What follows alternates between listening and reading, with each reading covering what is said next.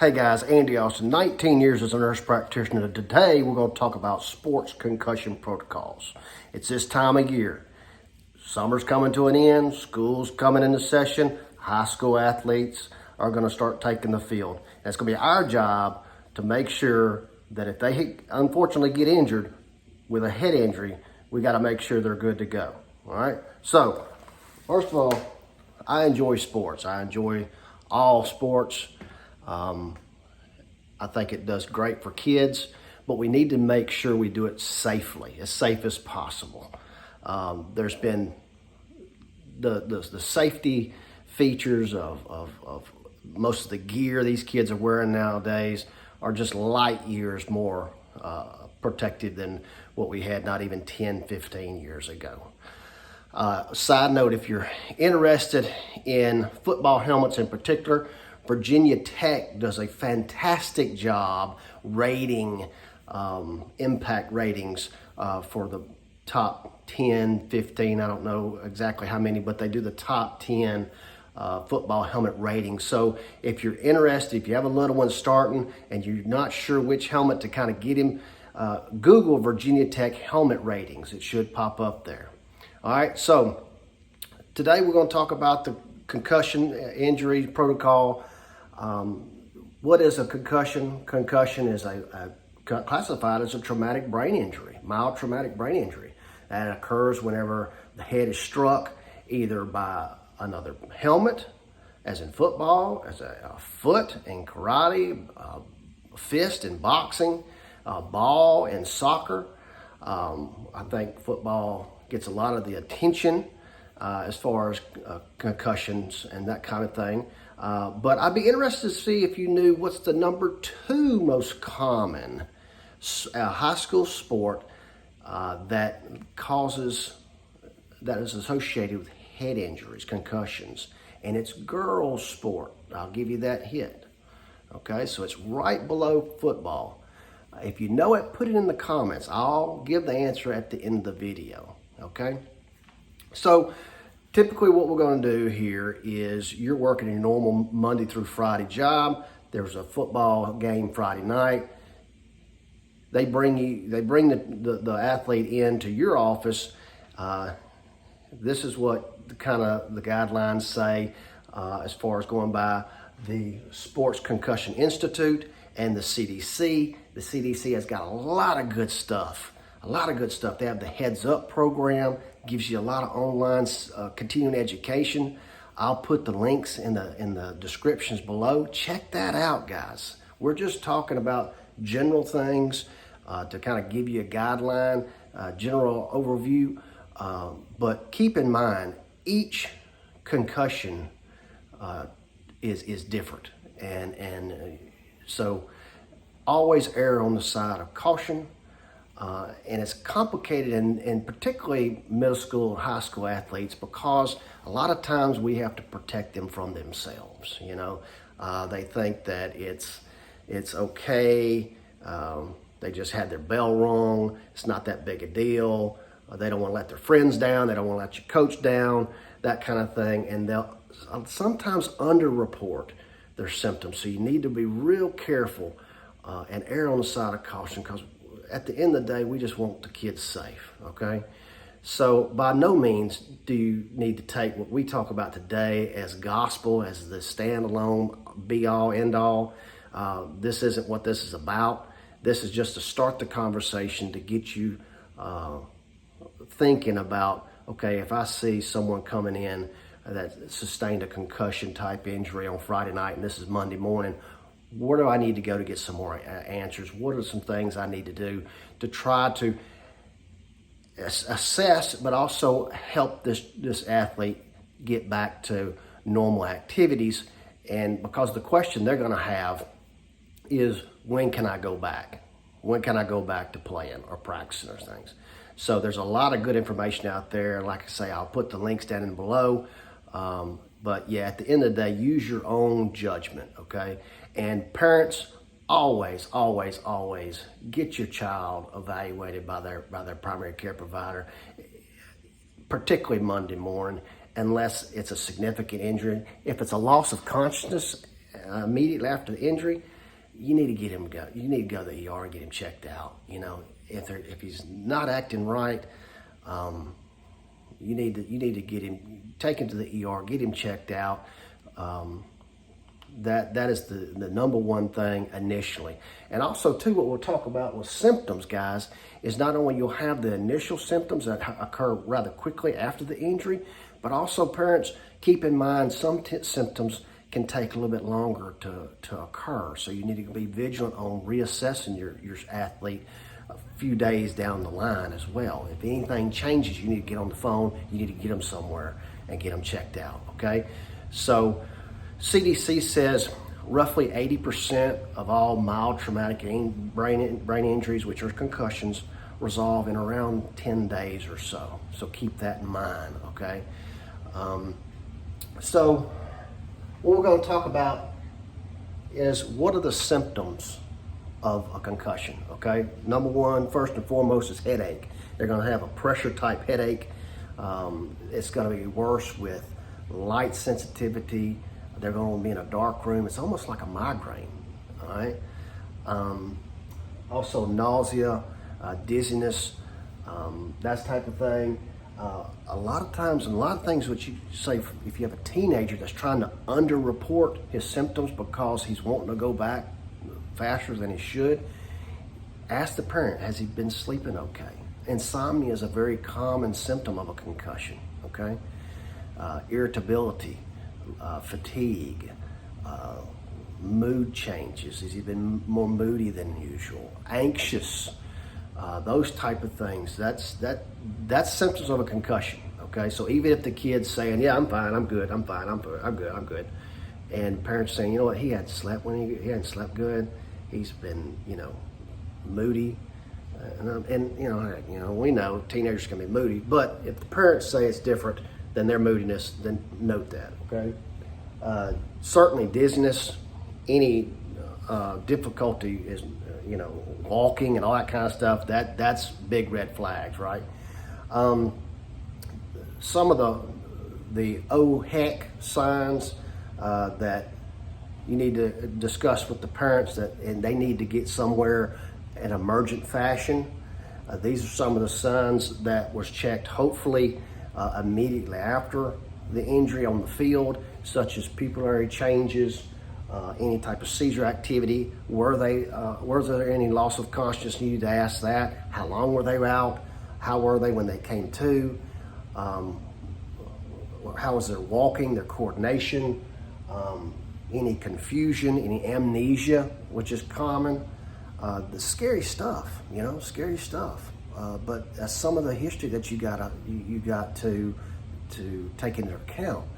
And also, if any of those new symptoms occur that may not have occurred immediately afterwards, but say day 2, 3, 4, if they start showing a worsening of symptoms such as those, more confused, vomiting. They haven't vomited, but now they're vomiting. And certainly any pupillary changes, they got to go to the ER, call 911.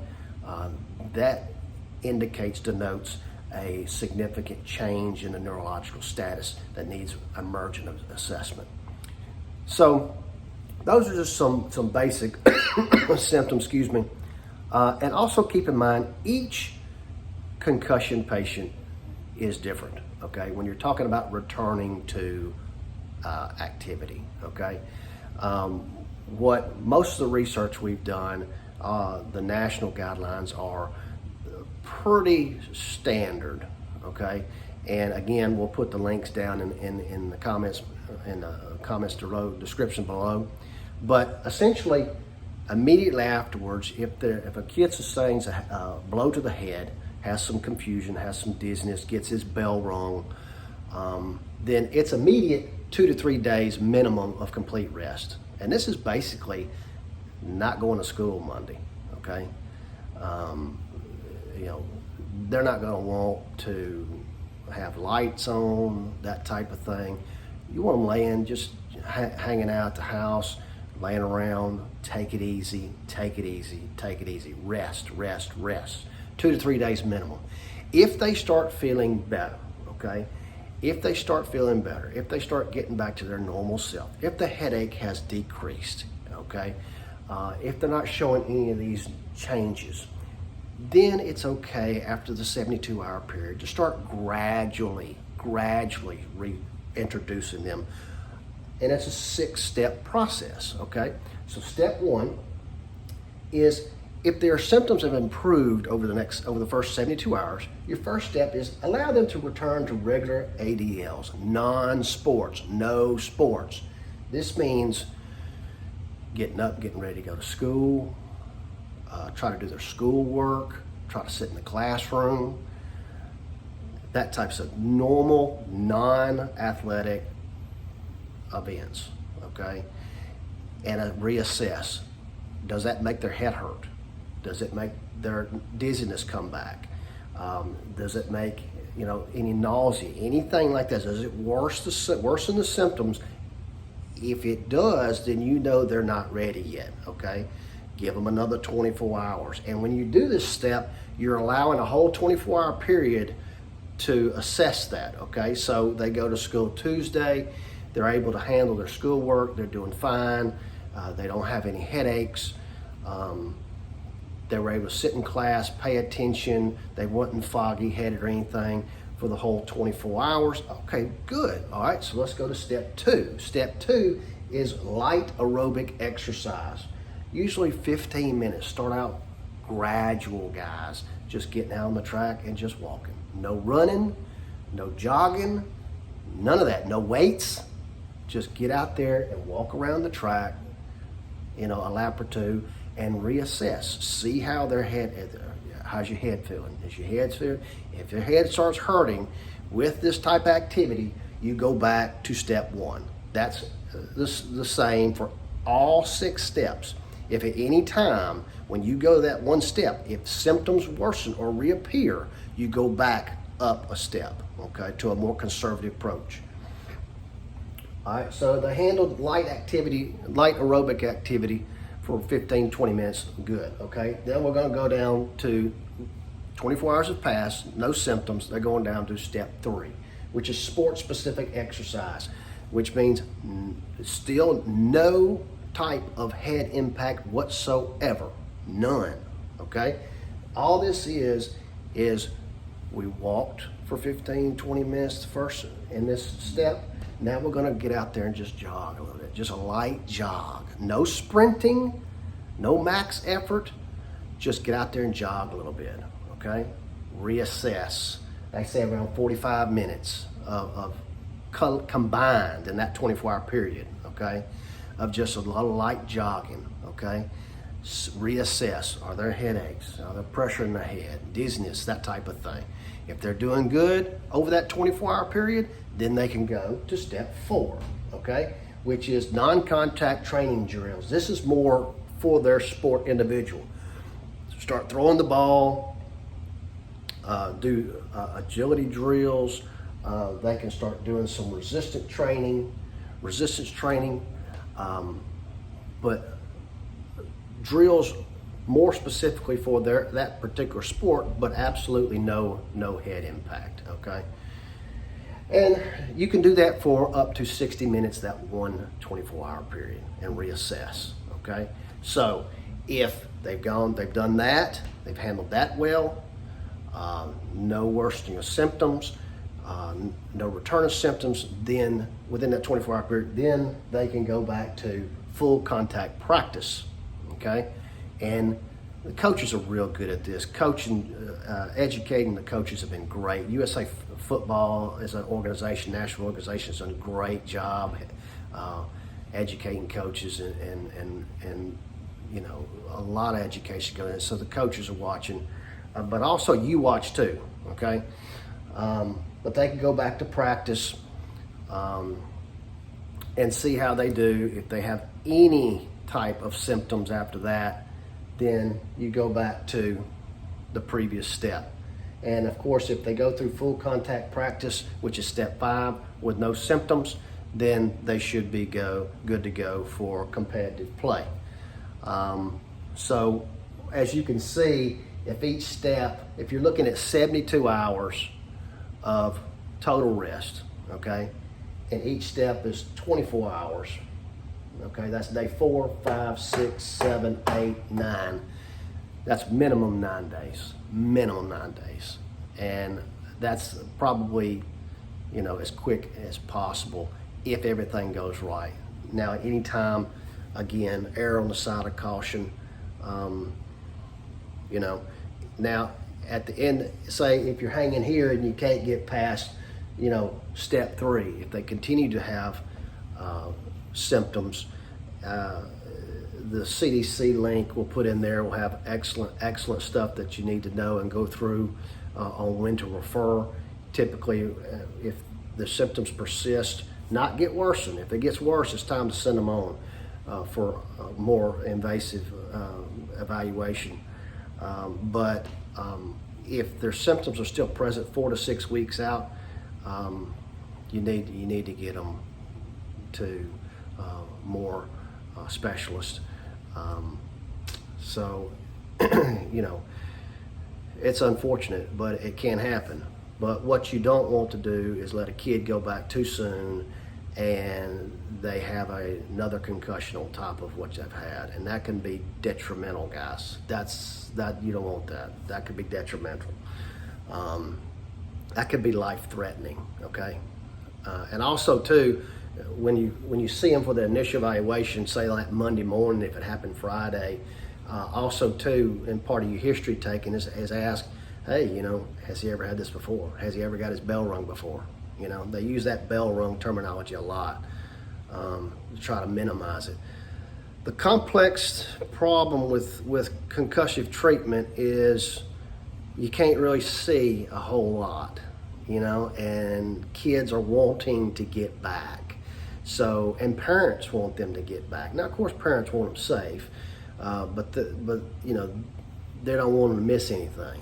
So a lot of times you got to be kind of hold your line, and make sure that when you say that athlete's good to go, they are, and like I say, the link below, CDC Heads Up program is fantastic. They got a lot of forms, a lot more information, everything you need, forms to fill out that, kind of cover your bases on discharge instructions and that type of thing, with schools and coaches, and it's just a really good organization, really good thing, and it's got the kids' health at heart, and that's what we're all about.